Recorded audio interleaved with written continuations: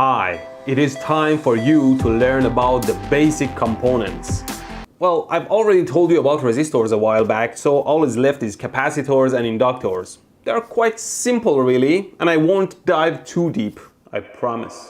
The capacitor theory is quite simple really. Atoms have cores and electrons that turn around them. Electrons have negative charge while cores have protons that are positive. Opposing charges attract each other while the same charges repel each other, all thanks to electric fields. That's all you need to know for now, and a bit more. See, you can't just shove an electron into a conductor because there is no room and they repel each other and push back.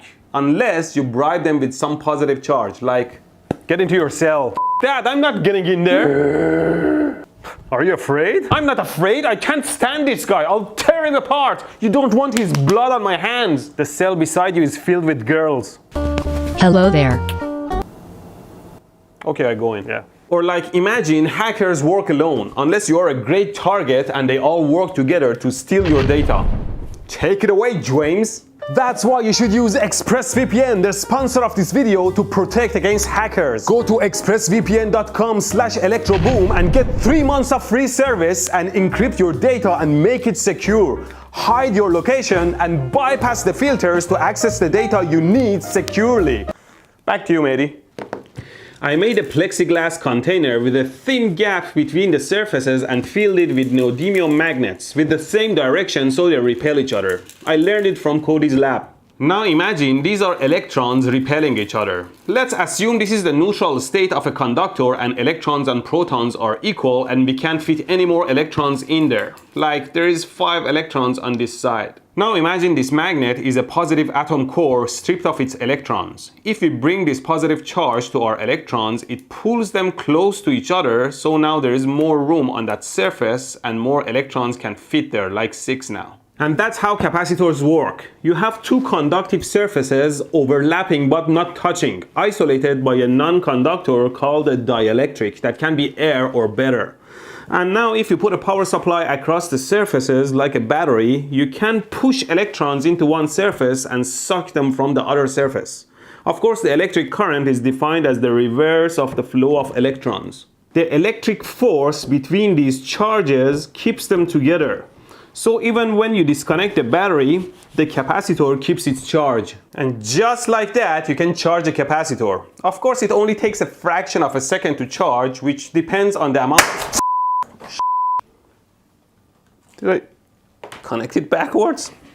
I think I did. You would think having 2 conductors side by side wouldn't care about the voltage polarity.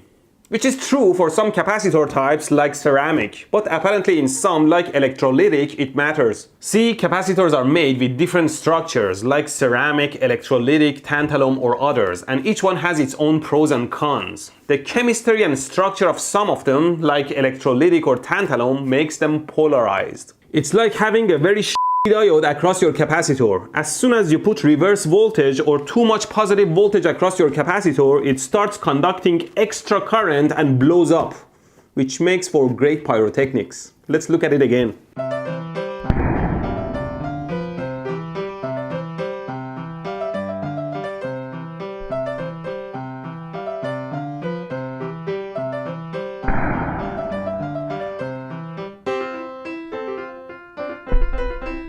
In any case, a charged capacitor has this potential energy in it where the charges like to get together but they can't because of the dielectric and are held in position by the attracting electric fields. But as soon as you put a load across it, the charges say, "You can't stop our love, now there is a new way." He was a burden. Tell me about it.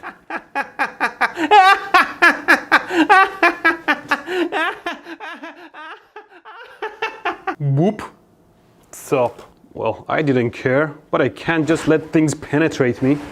So the charges pass through the load and the capacitor discharges. Now you might ask, why would we need solid dielectrics between plates instead of air? There are 3 good reasons. One is that they make sure plates won't touch. Second is that they can isolate against leakage and arcing much better than air, so you can bring the plates much closer. And third, similar to ferromagnetic material that we make our inductor and transformer cores from because they improve magnetic fields, good dielectrics also improve electric fields based on their electric permittivity and result in higher capacitance. Now you might ask, what's a good reason to bring the plates as close as possible? Well, the electric forces between charges is very small over long distances, so we have to bring them close for increased attraction. And that increases the amount of charges we can put in a capacitor and so increases its capacity. But too high of a voltage over too small of a gap will break the dielectric and short the plates. That's why every capacitor has a specific voltage rating. And also, the larger the plates, the more charges can fit in them and so the higher the capacitance. So the capacitance is equal to epsilon, which is a constant for dielectric permittivity, times the area of the overlapping plates divided by their distance. The unit of capacitance is farad, named after Michael Faraday, and the amount of charge in coulombs you can put in a capacitor is equal to its capacitance times the voltage across it. So more voltage or more capacity means more charge. Now you might have heard some idiots say that when there is a DC signal like this, it hits the capacitor plates like this and gets blocked, while an AC signal can zigzag between the plates like this and pass through. Well, that's wrong. When you place a DC voltage across a capacitor, the voltage across it rises as the charges flow into it until the electric field in the capacitor is the same as the field in the battery and their voltages are equal. And as you know, like temperature, the electric current only flows from a higher voltage to a lower voltage, and if the voltages on both sides are the same, then there is no current. So when you connect the DC across a capacitor, it charges to the same voltage and the current stops. But when you have AC, you constantly raise and lower the voltage, which pushes and pulls the charges in and out of the capacitor. So if you look at your capacitor as a black box, it looks like that the electric current goes in one side and out of the other side, then returns in the next cycle. So from outside, it looks like an AC current is passing through the component, although the actual charges never pass through the capacitor and only accumulate on the plates. So that's the capacitors for you. Now let me tell you some interesting wisdom around them. What was I going to say? All right. A capacitor is like a cup. Its voltage rises as you pour charges into it. Its voltage rises faster if you pour more charges per second or more current into it. This is when the capacitor blows up. Although the current through a capacitor can change instantly, the voltage across it cannot jump from one value to another, because it would mean in that moment of time the current was infinite, because some charge went into the capacitor in no time. And that just doesn't happen in real life.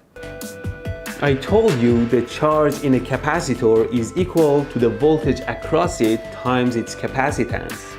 So a tiny bit of change in charge can change the voltage across it by a tiny bit. If you have watched my previous ElectroBOOM 101 episodes, you know that current is equal to the amount of charge passing per second. So, in a tiny bit of time, only a tiny bit of charge passes.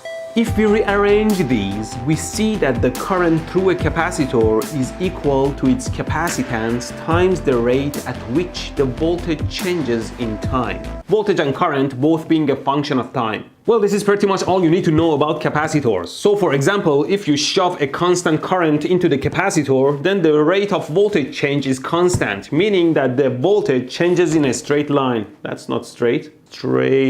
Straight line. Never mind. Or if your voltage changes like this in time and you can approximate a piece of it as a straight line, then the slope of that piece times the capacitance gives you the approximate current that runs through the capacitor between these 2 points. It's all so simple, wink. If we have a sine wave voltage across a capacitor, then at zero crossing we have the maximum voltage change, a positive rate here, so we have a peak current positive here, and here we have a peak negative current. And at the peaks of voltage, the rate of voltage change is zero, and so the current is zero in these spots. So the current through the capacitor looks like this, always leading the voltage by 90 degrees. Okay, we have had enough for one episode. I'll give you more details as we go forward into ElectroBOOM 101. Next stop, inductors. So make sure to like my videos and subscribe to my channel, and if YouTube is blocked in your country, then use ExpressVPN. James? If YouTube is blocked, then they won't be able to see this message. Then somehow tell the blocked people to use ExpressVPN and go around the filters to access what they need securely. You can use ExpressVPN's app or software on your phone or computer with a click of a button. It encrypts your data, secures it, and transmits it through one of their many servers from 94 countries to choose from. So it looks like you are connected from a different place. And most importantly for me, when I travel and connect to insecure Wi-Fi networks, ExpressVPN makes sure my connection from my computer to their servers is safe. Imagine if my passwords were stolen. So go to my link and get 3 months free. James out.